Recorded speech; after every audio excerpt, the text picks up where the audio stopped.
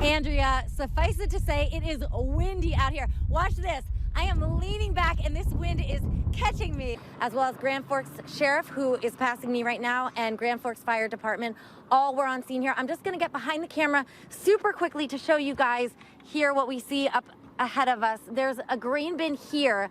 This is where they said that they pulled the mail from, and all the officials down here were covered in corn dust. And we can see it's about 26, 27, about 27 inches right there. I spoke to a lot of the people in the crowd just to find out the sentiment about why they wanted to be here. Of course, we understand they're supporting Senator Heitkamp, but also the big draw, of course, is former Vice President Joe Biden. There was an ice jam on this side of the bridge over here, causing the pilings underneath it. That's the support system of the bridge to just completely break loose. And I hear they're somewhere floating down the Red River now. But I'll get behind the camera really quickly. And you may leave your doors unlocked because you think there's nothing valuable in your car.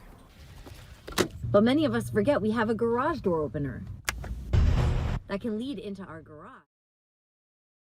Yeah, this should be his bus. Hopefully he's on there. I don't see him getting them off. It's 3 p.m. Fargo dad Sandy Rakuzik watches child after child exit the bus, but not his own 5-year-old. I have a son that's supposed to be getting off at this stop. Rakuzik says it's been like this every day since school started at Jefferson Elementary on Thursday. Yep, they dropped them at the wrong one again. I'm going to have to call them again. I don't think they're ever going to fix it. He says the company Valley Bus told him his son needs to get off his own stop at his own will. So they're counting on a 5-year-old that's never rode a bus before to be able to know where to get off to go home. His kindergartner is supposed to be dropped off here at 11th Avenue, but instead gets dropped off all the way over here at 8th Avenue. What's your reaction to the situation? Frustration, confusion. I don't understand. Someone's not communicating either with us or with the drivers. Katie Chasteen, waiting at this 8th Avenue stop, says her kindergartner and second grader were dropped off at 11th Avenue. The second day it happened, her kid's dad chased after the bus. So I tapped on the window and I'm like, nope. And reamed him a new one because second time in a row. In a statement, Fargo Public Schools says they're working with Valley Bus to ensure that bus drivers stop at all designated bus stops on a daily basis. Meanwhile, Valley Bus tells us there's one bus that goes to 8th Avenue and one to 11th, and that some kids are just getting on the wrong bus. But say there are always a lot of wrinkles at the beginning of the school year as kids and bus drivers get to know their routes and where everyone should be getting off. It's the same thing every single day now. As for Rakuzik, his fiance confirmed his son made it home safely. But Rakuzik called the whistleblower hotline. In this day and age, I mean, a kid could just eventually disappear. Because he says too many kids have gotten off the wrong stop. In Fargo, Rose Itzcovitz, Valley News Live. So there was no fear at all, even right when you knew something was wrong? No. None whatsoever. It started with an engine failure. It's like your accelerator pedal on your car. Well, I pushed it forward and there was no response. Followed by a quick decision. How long was that time period from the moment you realized something was wrong and you crash landed into the cornfields? 15 seconds. For Detroit Lakes pilot Ted Kibke, who's been flying for nearly 60 years, it all came down to experience. If this situation would have happened to a young, inexperienced pilot, no, they wouldn't have made it. The pilot managed to crash land deep into this Detroit Lakes cornfield.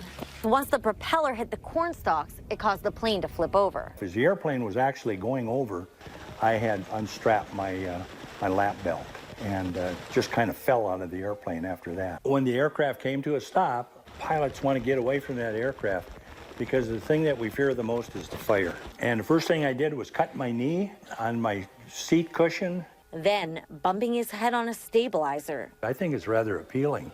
Kipke says the key to crash landing safely is not to panic. Airplanes are inherently stable. If you let go of them, they'll fly. The 76-year-old emerged from his amateur-built acro sport to a large greeting party. Everybody in Detroit Lakes, Minnesota, the first things they said, "My God, Ted, you got 9 lives." All relieved to see a man walking away alive. The incident's under investigation by the Federal Aviation Administration, as well as the Becker County Sheriff's Office. In Detroit Lakes, Itzcovitz, Valley News Live. Fargo's been a dumping hub for medical waste across the U.S. for years. There's only so many incinerators, and we were one of the regional locations, and it was more economical for those facilities from California, Washington, West Coast to send it to Fargo. 4 years ago, during the Ebola outbreak, Fargo was one of just a few places throughout the country where infectious waste could be destroyed.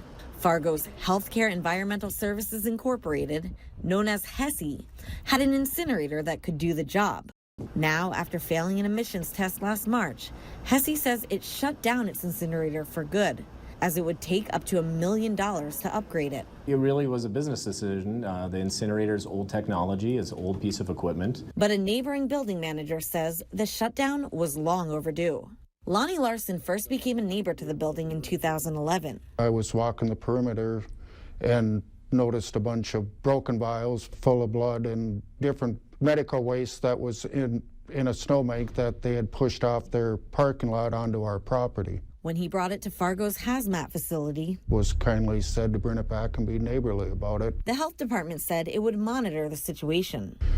And that was about the end of the discussion there. Emails from other neighbors wishing to remain anonymous, saying no action was taken. One neighbor says this has been going on even decades before 2011. But the health department says over the years, if the incinerator failed any tests, it would remedy the situation within the required time. Then in 2014, neighbors began to document dark, thick smoke, saying it caused corrosion to their buildings and even vehicles. As far as the corrosion, it's hard to discern. You know as well as I do that water in itself can corrode and rust. On the other hand, for me to say it absolutely wasn't anything else, we can't say that. This email from the health department blames the smoke on the angle of the sun. But judge for yourself. These pictures were taken at night. When I spoke to the health department, they said sometimes there was visible dark smoke, but only for about a minute at a time. Finally, in May of 2018, neighbors heard the incinerator was shut down. Neighbors say they're relieved, but they'd still like to know what took so long. So what comes next? Emails from HESI show they had plans to move forward on bringing in a more environmentally friendly way to destroy waste through a company called Monarch Waste Technologies. But HESI tells me that's just one possibility, and they're not in any rush to pick out the new technology since it can ship 80% of its waste to Valley City to be autoclaved. They say the other 20% that can't get shipped out of state. Reporting in the studio, Itzcovitz, Valley News Live.